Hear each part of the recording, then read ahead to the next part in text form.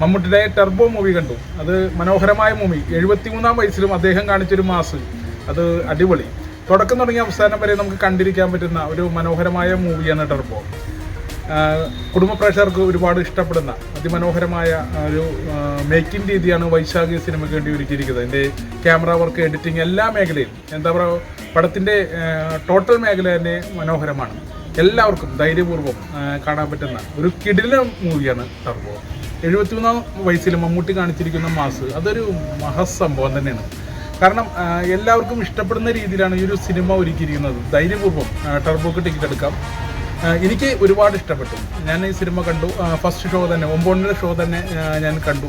എനിക്ക് ഒരുപാട് ഇഷ്ടപ്പെട്ടു. 2.5 മണിക്കൂർ ഉണ്ടെങ്കിലും ആ 2.5 മണിക്കൂർ ബോറിംഗ് ഇല്ലാത്ത രീതിയിലാണ് ഈ സിനിമ